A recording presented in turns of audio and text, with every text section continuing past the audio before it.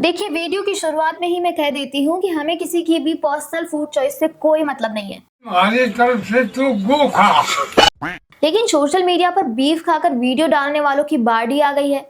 Youth से लेकर political leaders तक बीफ की फोटोज या खाते हुए वीडियो शेयर कर रहे हैं। और कौन है ये लोग? ये लोग हैं केरल के सो कॉल्ड प्रोग्रेसिव हिंदूज और पॉलिटिशियंस, जिनको बीफ खाने के बाद ही उनकी आजादी का एहसास होता है। ये अचानक बीफ खाने का ट्रेंड इसलिए शुरू हुआ क्योंकि हाल ही में फिल्म द केरला स्टोरी 2 का ट्रेलर रिलीज हुआ, जिसमें एक हिंदू लड़की को जबरन बीफ खिलाने का सीन दिखाया गया। ये सीन फोर्स्ड रिलीजियस कन्वर्जन और जबरदस्ती की कहानी का हिस्सा है।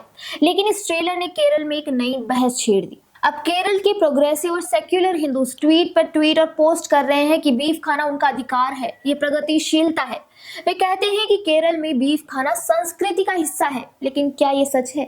जिस राज्य के राजाओं ने गाय की रक्षा में युद्ध लड़े, आज वहां बीफ खाना कब से कल्चर का हिस्सा बन गया? और अगर सेक्युलरिज्म के नाम पर अगर किसी ने आज इसे अपने फूड चॉइसेस में शामिल भी कर लिया, तो भी इसका वीडियो डालकर हिंदुओं को चिढ़ाना प्रगतिशीलता तो नहीं कही जा सकती।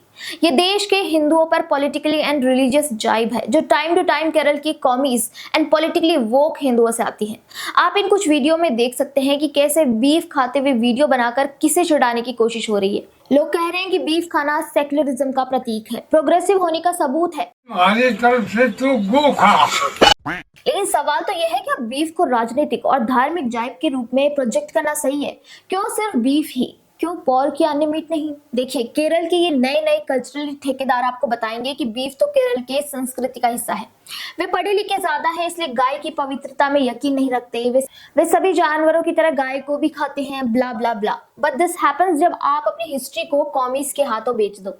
केरल द्रविड़ संस्कृति का गढ़ है। यहाँ हमेशा से गो हत्या को सबसे बड़ा अपराध माना गया। विदेशी यात्री इब्न बतूता और अब्दुल रज्जाक ने अपने ट्रैवल लॉग्स में लिखा कि केरल में गाय की हत्या सबसे बड़ा अपराध था, जिसकी सजा सबसे क्रूर मौत होती थी। सामूथिरी या जोमोरिन राजा, जो मालाबार के शासक थे, अपने राजगद्दी पर बैठते समय शपथ लेते थे कि मैं ब्राह्मणों, मंदिरों और गाय की रक्षा करूंगा। नैर सैनिक, जो कलारी पट्टू की ट्रेनिंग पूरी करने के बाद राजाओं के सामने गायों की रक्षा की शपथ लेते थे। केरल के राजा गोरक्षा को राज्य का सबसे बड़ा कर्तव्य मानते थे। डुआर्टे बारबोसा जैसे 16वीं सदी के पुर्तगाली लेखक ने लिखा कि राजा और नैर योद्धाओं को गले लगाकर कहते थे कि गायों की रक्षा करो। यहाँ तक कि संगम युग के ग्रंथों में भी बीफ खाने वालों को अपराधी माना जाता था। ट्रावणकोर और कोचिन में गोहत्या पूरी तरह प्रतिबंधित थी। ब्रिटिश रिकॉर्ड्स बताते हैं कि मालाबार में मोपला मुसलमानों द्वारा गोहत्या हिंदू मुस्लिम दंगों का सबसे बड़ा कारण थी।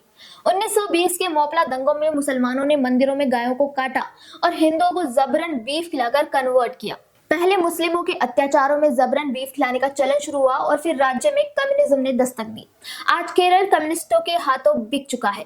कम्युनिस्ट सरकारों ने आते ही हिंदू मान्यताओं पर हमला किया, लैंड रिफॉर्म्स के जरिए पारंपरिक हिंदू एलीट को तोड़ा और गो पूजा को सेक्युलरिज्म के नाम पर दबाया। 1960 के दशक में गल्फ ऑयल बूम से मुसलमानों की आर्थिक ताकत बढ़ी और उन्होंने बीफ को सामान्य बनाया।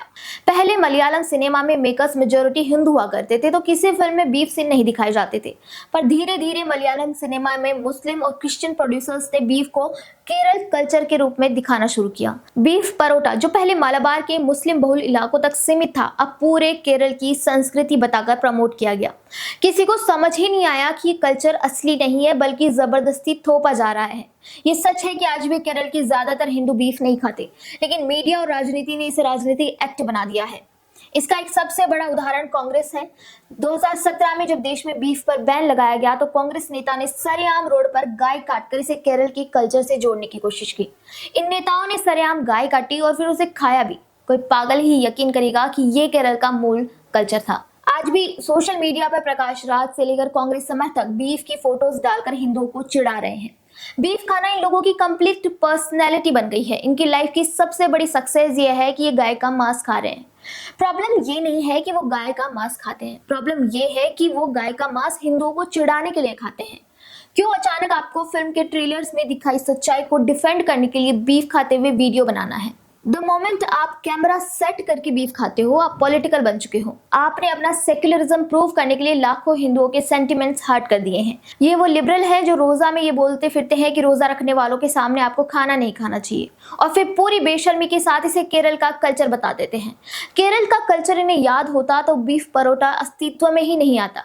सरेआम गाय काटना, बीफ खाने का वीडियो बनाना ये सेक्युलरिज्म नहीं है बल्कि हिंदू मान्यताओं का अपमान है। ये केरल का प्रोग्रेसिवनेस नहीं बल्कि डी हिंदुआइजेशन है। केरल जहां कभी राजा गायों की रक्षा के लिए मरते थे, आज कम्युनिस्ट और अब्राहमिक प्रभाव में बीफ को ग्लोरीफाई कर रहा है।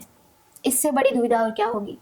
आपके इस बारे में क्या विचार है, हमें कमेंट बॉक्स में जरूर बताएं। वीडियो पसंद आए तो लाइक, शेयर एंड सब्सक्राइब करना ना भूलें।